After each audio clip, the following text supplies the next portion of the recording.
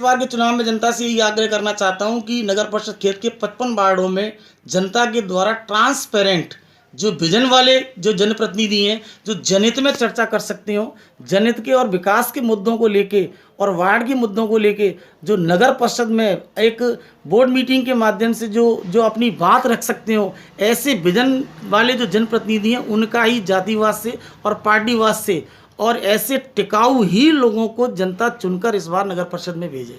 Thank you.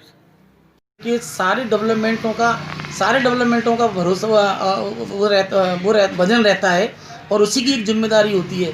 सड़कों की हालात बहुत खराब है। पार्षदों का चुनाव जनता कैसे करे, कैसे चयन करे, पार्षद किस प्रकार से बिकेगा नहीं, मापदंडों पर खरा उतरेगा, उसके बारे में मेरा तो ये निवेदन है कि जनता को कम से कम जो उनके वार्डों में जनप्रतिनिधि बनने के लिए चुनाव लड़ने बीच में आए हैं, जनता सबसे पहले उनसे ड्यूटी राइट्स और उनके द्वारा जनहित में उनके वार्ड के लिए या संपूर्ण नगर परिषद क्षेत्र के लिए उनके पास क्या विजन है, यदि वो लोग अपना विजन प्रूव कर पाएँ, उनके पास कोई पॉजिटिव विजन है, तो जनता ऐसे लोगों का ही निर्वाचन तय करे, ऐसे ही जनप्रतिनिधियों को चुन के शहरी सरकार में भेजे।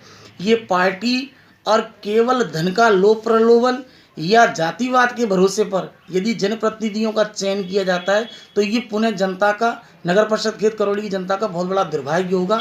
जनप्रतिनिधियों को देख के, परख के और उनके विजन के विषय में जानकारी करके उनका चुनाव तय किया जाए। आपके बोर्ड के कार्यकाल के बारे में?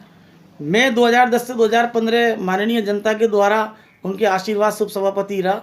2010 से 2015 का मैं सबसे बड़ा मार्वल अचीवमेंट तो मैं आपसे आग्रह करना चाहता हूं कि पूरे 5 वर्ष के कार्यकाल में यहाँ जो एक सबसे बड़ी समस्या सफाई कर्मियों की स्ट्राइक की रहती है, वो पूरे 5 साल में कभी सफाई कर्मियों की स्ट्राइक नहीं हुई। नियमित रूप से 5 वर्ष तक सभी कार्मिकों का भुगतान दिया गया। सीवरेज ट्रीटमेंट प्लांट जैसे कार्य यहाँ किए गए। RUIDP के द्वारा वाटर सप्लाई की लाइन का यहाँ काम किया गया।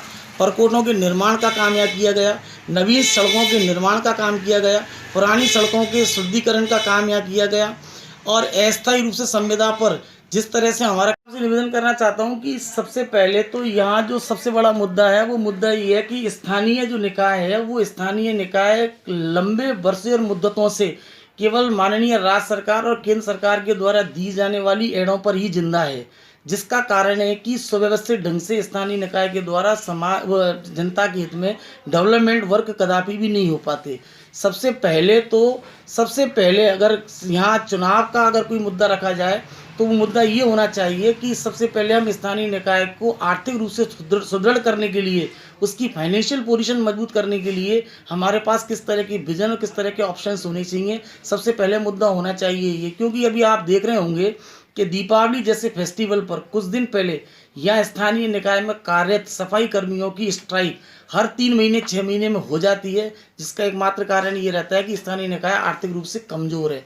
तो सबसे पहले तो स्थानीय निकाय मजबूत हो, पहला मुद्दा। दूसरा मुद्दा मेरा आपसे आग्रह है कि स्थानीय निकाय में चुनने वाले जनप्रतिनिधियों को यहाँ इस बार जनता उनको विजन वाले जो जनप्रतिनिधि हैं जो जनता का विकास कर सकते हो, जनता के विकास के लिए जनप्रतिनिधि बनने के पश्चात नगर परिषद के क्षेत्र में विकास के लिए, नगर परिषद की आर्थिक मजबूती के लिए वो अपना काम कर सकते हो, नए कानून बना सकते हो, अपनी जनता की बात रख सकते हो। ये उनका दूसरा विजन होना चाहिए।